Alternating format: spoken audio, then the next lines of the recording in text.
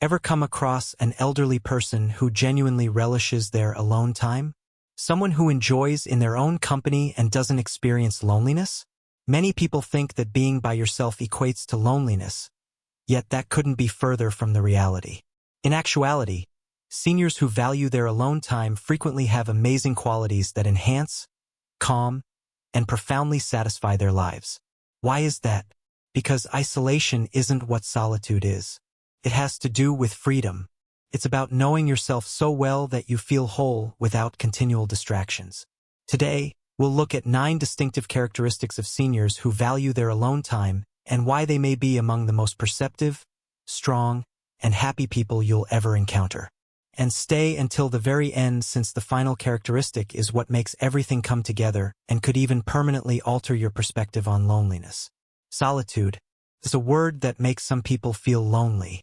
However, it is a source of strength, insight, and profound fulfillment for some elders. These people have found the amazing power of solitude, something that most people don't realize. They thrive in solitude rather than merely enduring it. Let's investigate why. Not at all. Deep self-knowledge. Them. Consider Clara, a former librarian who is 85 years old. Despite being surrounded by books her entire life, she does more than just read them. They are her life. Each of her books has a lesson, a memory, or an idea that has influenced the way she views the world. Every talk with Clara is filled with philosophical arguments, historical allusions, and introspective thoughts. It's like entering a universe of unending stories. My best friends have been books, she says. More than that, though, they have aided in my understanding of the world and my role in it. Literature is not the only genre that exhibits this depth of thinking. Elderly people who have a rich inner life frequently reflect deeply on relationships, human nature, and personal development. They examine their choices, think back on their past, and look for significance in ordinary events. They are emotionally self-sufficient because they find contentment in their own ideas, unlike people who are always looking for distractions. Their loneliness isn't meaningless. There is a lot of cerebral probing in it. These people have perfected the art of being alone without feeling lonely, whether it's by journaling, painting, performing music, or just thinking about the most important things in life. And because of this, they are really interesting to converse with. Conversations with them, as opposed to casual small talk, frequently like entering a documentary, full of knowledge, original ideas, and viewpoints that force you to think in previously unimagined ways. Uncommon and potent quality that transforms loneliness into an adventure rather than a burden is the capacity to develop such a complex inner world. 5. Emotional resilience. Change, loss, disappointment, and difficulties are all part of life. However, people who prefer solitude gain an amazing capacity for independent emotional processing. They don't repress their emotions or rely on outside diversions. Rather, they sit with their feelings, comprehend them, and work through them on their own. Consider 75-year-old veteran Robert. He might have allowed his sadness to take over after losing his wife. Rather, he sought solace in nature. He enjoys the fresh air, rustling leaves, and the sounds of birds above as he travels a peaceful trail every morning. I can think, feel, and heal out here, he says. What distinguishes emotionally resilient seniors is their capacity for inner calm. They have learned to process their feelings alone, which has made them stronger over time, whereas others might look for frequent companionship to divert their attention from melancholy. According to studies, seniors who take the time to reflect, whether by journaling, meditation, or just taking a solo walk, tend to be more self-controlled, have better emotional balance, and experience less stress. They don't depend on other people to alleviate their suffering. Rather, they gracefully accept, process, and proceed. They are very stable and reliable because of their resilience. They have come out of life's innumerable storms wiser, more composed, and more in tune with themselves. Their words have the weight of experience when they speak. They listen with comprehension rather than condemnation.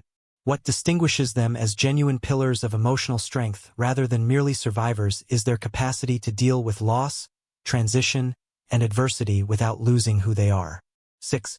Appreciation and contentment. Seniors who choose to be alone have perfected the art of appreciation and contentment in a society that frequently exalts busyness and material possessions. The next big thing is not something they pursue. Rather, they take pleasure in the little commonplace moments that others seem to miss. Consider Elena, a former nurse. She prepares a cup of tea each morning, goes outdoors, and just observes the birds in her backyard. She feels the warmth of the morning sun on her skin, hears their singing, and watches their motions. She claims that people miss the beauty that is there in front of them because they move too quickly through life. I simply sit and take in the surroundings. What keeps them grounded is their capacity to find joy in the little things. To feel content, they don't require lavish vacations or material belongings. A cozy blanket, a good book, and the sound of rain hitting the glass. They find peace in these small things. Research indicates that cultivating thankfulness on a regular basis lowers stress, enhances mental well-being, and even fortifies the immune system. Focusing on what is still good, attractive, and worthy of being treasured is more important than disregarding life's challenges. Additionally, they rarely feel jealous or restless because they foster this profound sense of contentment. Rather, they exude a tranquility that attracts others. People frequently feel at ease around them, as though their philosophy of life serves as a reminder to slow down and value the important things in life. What's their secret? They make happiness in the small, everyday moments of life rather than waiting for it. Chapter 7. Empathy and compassion. The deep kindness that comes from solitude, the profound empathy and compassion that older people who appreciate solitude possess is one of their most remarkable traits. It's a common misconception that people who like solitude are aloof or uninterested in other people, although this is frequently not the case. Spending time alone promotes introspection, emotional development, and a deep comprehension of human nature in addition to isolation. Consider Helen, a retired social worker who is 82 years old.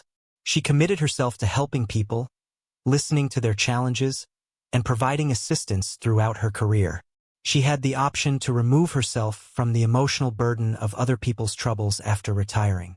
She now volunteers at a nearby shelter in her spare time, providing a sympathetic ear and a welcoming presence to those in need. The important thing is that Helen actually listens to people, not simply hears them. She has perfected the uncommon skill of being able to listen to someone's suffering in quiet without feeling the urge to respond with meaningless words. Constant mingling did not give her the depth of empathy she possessed. It resulted from years of introspection, called go to every function and agree to every request. She didn't realize that prioritizing other people all the time was wearing her down physically and emotionally until she was in her 60s. She made a decision that would change her life one evening following yet another demanding family get-together where she hardly had time for herself. I will no longer feel bad about keeping my peace. Beatrice began enforcing unreserved, unambiguous boundaries after that. It was challenging at first. She was afraid she would come across as conceited if she turned down an invitation or put her own needs first.